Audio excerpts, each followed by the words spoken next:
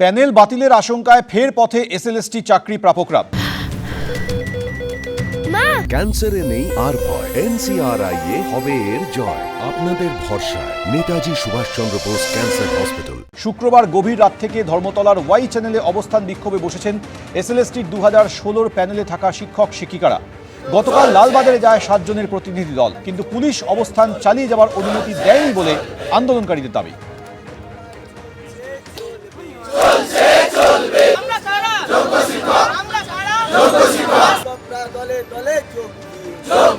ঐশী মুখোপাধ্যায় এই মুহূর্তে সরাসরি রয়েছে আমাদের সঙ্গে। ঐশী, পুলিশ তো অনুমতি দেয়নি বলে বিক্ষোভকারীরা দাবি করছেন, সেক্ষেত্রে এবার তারা কি করবে? একেবারেই সৌমেন, গতকাল 7 জনের প্রতিনিধি দল লালবাজারে গিয়েছিল এই ওয়াই চ্যানেলে অবস্থান চালিয়ে নিয়ে যাওয়ার দাবিতে, কিন্তু সেখানে পুলিশ তাদেরকে অনুমতি দেয়নি। তা সত্ত্বেও কিন্তু 2 রাত কেটে গিয়েছে, তারা কিন্তু সেই আন্দোলন চালিয়ে যাচ্ছেন, প্রতিবাদ চালিয়ে যাচ্ছেন এবং নিজেদের দাবিতে অনড় থেকে তারা তাদের প্রতিবাদে দৃঢ় প্রতিজ্ঞ হয়ে রয়েছেন। গতকাল তো পুলিশ আপনাদেরকে পারমিশন দিল না এখানে বসার, এরপরে কিভাবে ভাবছেন? দেখুন, পুলিশের কাজ করবে, কিন্তু আমাদের তো জীবন জীবিকা বাঁচানোর লড়াই। তাহলে এই লড়াইয়ের কাছে অন্য কিছু বড় হয়ে উঠতে পারে না। আমরা আমাদের লড়াই চালিয়ে যাব। আমাদের ন্যায় দাবির যে ন্যায় বিচারের যে একটা আশা প্রত্যাশা, সেটা খারাপ কিছু নয়। আমরা চাইছি ন্যায় বিচার, আর এটা আমরা শান্তিপূর্ণভাবেই করছি এক জায়গায় অবস্থান করে।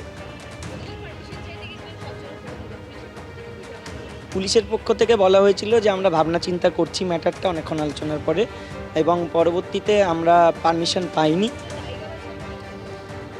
না, একটা বলা হয়েছিল, যেটা বলেছেন যে আপনারা কাজ করুন, আপনারা উঠে যান, তারপর সোমবারের দিন আপনারা পুনরায় অ্যাপিল করুন, তারপরে যে প্রসেসগুলো আছে, তারপরে কিছু ভেন্যু দেওয়া হবে, তারপরে যেভাবে প্রসেস আছে।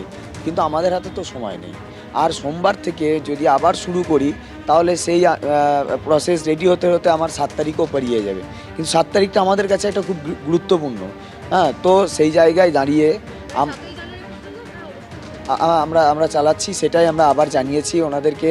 আমরা রিকোয়েস্টও করেছি, যাতে, কারণ আমরা বারবার ওনাদেরকে রিকোয়েস্ট করছি, আমরা এখানে এমন একটা জায়গায় অবস্থান করছি। দেখো সৌমেন, 7 তারিখে সুপ্রিম কোর্টে শুনানি রয়েছে এবং তার আগে পর্যন্ত তারা বলছেন যে এসএসসির কাছে আবেদন করে, রাজ্য সরকারের কাছে আবেদন করে, সঠিক কৌশলী নিয়োগ করে তাদের যে বক্তব্য তা সুপ্রিম কোর্টে পেশ করার জন্য তারা যে প্রতিবাদে নেমেছে, সেই প্রতিবাদ, সেই দাবি দেওয়া তারা চালিয়ে যাবেন এবং 7 তারিখ শুনানির দিকে তারা তাকিয়ে রয়েছে। সৌমেন, ধন্যবাদ ঐশী।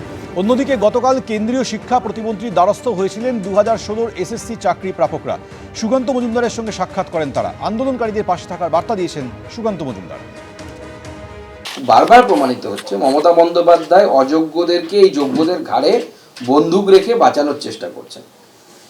যোগ্য এবং অযোগ্য এসএসসি বাছাই করে দিতে পারে। এসএসসির কাছে সমস্ত তথ্য প্রমাণ আছে, সমস্ত কিছু আছে, এমনকি ওএমআর শিটের কপি আছে, অরিজিনাল ওএমআর শিট।